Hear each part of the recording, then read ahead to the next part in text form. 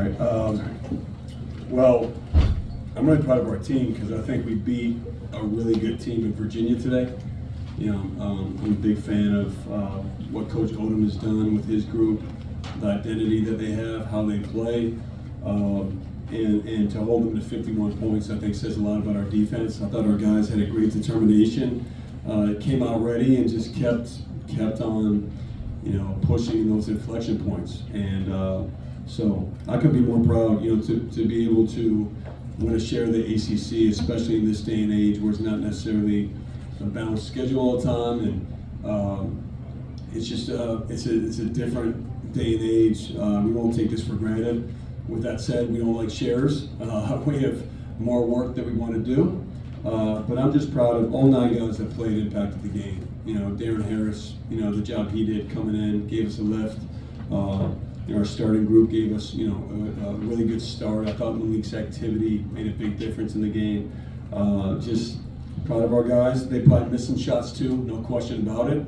But I thought the toughness against a really good team was there, and we have to turn around quickly and be ready for Monday. Any questions? Yeah, go ahead. Coach, the level of force and composure just seems to be going to another level with this team. Do you feel like that's kind of like contagious from Cameron Boozer? He just takes it up another notch, it seems like. Tough to believe. Yeah, he's a force. There's no question about it. I think he sets a great tone for us with his rebounding and his rim attacks. He just is. And, he's, I don't say this in any way talking about officiating. Teams have to be really physical, trying to hold him up, and he plays through it and earn getting to the foul line. He makes really good passes. He just has a warrior spirit, and he's special with that. Coach, going off Cam, he told me post-game that he felt that was the most complete game you guys have played all season. I'm just curious your thoughts on that. Do you agree with that? Well, I thought it was complete in the sense that, our depth of our 9 guys, I thought really showed tonight. Nick had maybe a tougher game because he had the foul trouble. I thought everybody played well, and Darren stepping up. I thought the offense and the defense both were there. And yeah, we made shots, but I thought it's because we took good ones for the most part. And look, coming into this game, defensively they're very disruptive. They're very good. They're different in the sense that they pick you up full court the whole game. They switch. So they do some different things that put us in some spots maybe we haven't been in. And I thought we did a good job of attacking it the right way. Coach, I wanted to piggyback off Darren Harris. There's a saying, staying ready so you don't have to get ready. And you look at what Darren Harris is doing on both sides of the basketball, even when his numbers call, hustle points, doing the dirty work, stuff that doesn't appear on the stat sheet. What is just your assessment of him just being ready for that moment when his numbers call? Yeah, I'm proud of Darren. I think it's, you guys may think it's because of the Notre Dame game. For me, it's been more about what he's doing in practice. Ironically, one of the plays he scored on today, he was working on that shot after our walkthrough this morning. He just had a really good look, really prepared. That gave me confidence too. Him knowing scouting reports, just taking the next step in some of those areas. And he's had a no excuse mentality. He's continued to work his butt off. And what was you saying? What'd you say? Staying ready so you don't have to get ready. Yeah, he's stayed ready so he hasn't had to get ready. I think that's what he's done. So I'm going to steal that from you. No. John, how did you talk to the guys about possibly clinching a share of the ACC championship while also keeping this just being one game and keeping kind of towing both lines of not making it more than it could be, but also talking about the importance of it? Are you talking about after the game or before the game? Before or after? Yeah. Well, before, believe it or not, we hardly talked about it. Just not because it's not important, but because this group doesn't need that to be motivated to play hard. I think that's the thing for this group. Like they are, this is just the next step, and in the next step, you get a chance to win an ACC, championship.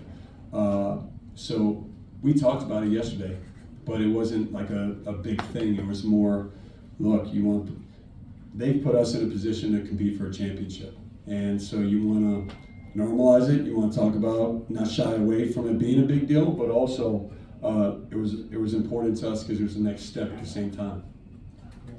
John, yeah, piggybacking off Connor's question, after everything you guys lost coming into this year, to be back in this position, got the number 1 seed clinched up in Charlotte, what does that sort of say about the program that you've built and how it's sustaining right now?